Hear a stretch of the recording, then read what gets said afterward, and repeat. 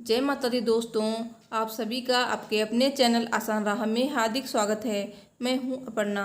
दोस्तों, आज गुप्त नवरात्रि का 7वां दिन है। आज 17 जुलाई 2021 को गुप्त नवरात्रि के 7वें दिन माँ धूमावती की पूजा अर्चना की जाती है। माता धूमावती माता पार्वती के अत्यंत उग्र रूप को कहते हैं। पौराणिक कथाओं में माँ धूमावती को अलक्ष्मी कहा गया है। माँ धूमावती को भगवान शिव द्वारा प्रकट की गई 10 महाविद्याओं में से 7वें स्थान पर रखा गया है। इन्हें पुरुष शून्या, विधवा आदि नामों से जाना जाता है। दोस्तों, आप जानते हैं माँ धूमावती की पूजा विधि। इससे पहले आपसे रिक्वेस्ट है, अगर अभी तक आपने मेरे चैनल को सब्सक्राइब नहीं किया है तो ऐसे ही और वीडियो देखने के लिए आप मेरे चैनल को सब्सक्राइब कीजिए। साथ ही कमेंट में जय माता दी अवश्य लिखिए। माता रानी आपकी सभी मनोकामनाएं पूर्ण करेंगी। ऐसा भयंकर स्वरूप है माँ धूमावती का। माता धूमावती का रूप अत्यंत भयंकर है। इन्होंने ऐसा रूप शत्रुओं के संहार के लिए ही धारण किया है। धार्मिक मान्यता है कि शंकर भगवान को खाने के कारण माता पार्वती जी विधवा हो गई थीं, इसलिए माता धूमावती का यह स्वरूप विधवा का है। केश बिखरे हुए हैं। माता धूमावती श्वेत वस्त्र धारण करती हैं और इनके केश खुले रहते हैं। इनके रथ के ध्वज पर कौवे का चिन्ह है। इन्होंने हाथ में सूप धारण किया हुआ है। कौवा माता धूमावती का वाहन है। माँ धूमावती की पूजा विधि। इस दिन सुबह स्नान करके स्वच्छ वस्त्र धारण करें और पूजा स्थल पर बैठें। धूमावती माता का चित्र स्थापित कर उन्हें सफ़ेद रंग के फूल, आक के फूल, सफ़ेद वस्त्र, केसर, अक्षत, घी, सफ़ेद तिल, धतूरा, आक, जौ, सुपारी, दूर्वा, गंगाजल, शहद, कपूर, चंदन, नारियल, पंचमेवा आदि अर्पित करें। उसके बाद माँ के मंत्रों का जाप करें। मंत्र जाप रुद्राक्ष की माला पर 108 बार कर सकते हैं। इसके बाद माँ धूमावती की आरती करें। मान्यता है कि माता धूमावती की पूजा गुप्त नवरात्रि में करने से इनकी कृपा से मनुष्य के समस्त पाप नष्ट हो जाते हैं। इन्हें सभी प्रकार के दुखों से छुटकारा मिलता है।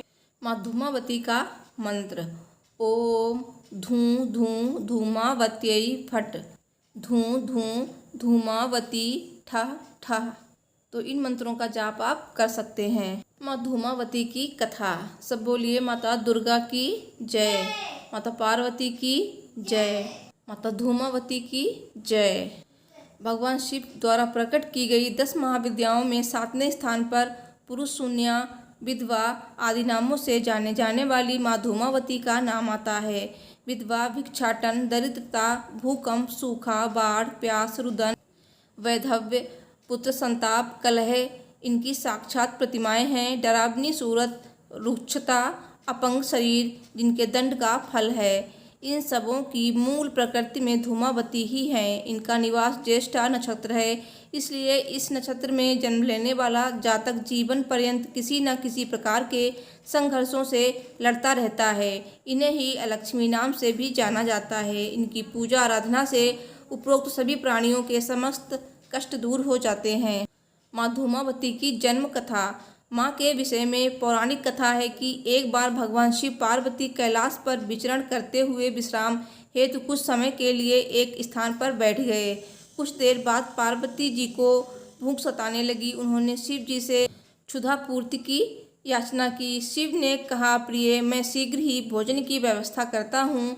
काफ़ी देर हो गई किंतु भोजन की व्यवस्था नहीं हो पाई। माँ पार्वती जी से भूख बर्दाश्त नहीं हुई। तब स्वयं भगवती ने शिव को ही निगल लिया, जिससे उनके शरीर में धुआं निकलने लगा और शिव जी अपनी माया से बाहर आ गए।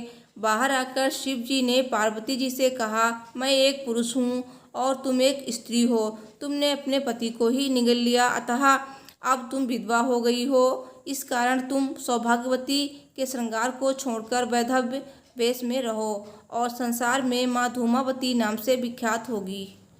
देवी पार्वती जी के इस स्वरूप के पीछे एक कथा ये भी है कि देवी पार्वती जी के मन में एक बार विधवा कैसी होती हैं ये जानने का विचार जगा और भगवान शिव से कहने लगी कि वो वैधव्य को महसूस करना चाहती हैं। देवी पार्वती जी की इस इच्छा को पूर्ण करने के लिए ही भगवान शिव ने ये लीला रची थी, जिसमें उलझकर देवी पार्वती जी ने स्वयं ही महादेव को निगल लिया। बोलिए गौरी शंकर की जय। बोलिए माता धूमावती की जय। धूमावती देवी की कृपा से साधक धर्म, अर्थ, काम और मोक्ष प्राप्त कर लेता है। देवी के साधक के पास बड़ी से बड़ी बाधाओं से लड़ने और उनको जीत लेने की क्षमता आ जाती है। महाविद्या धूमावती के मंत्रों से बड़े दुखों का नाश हो जाता है।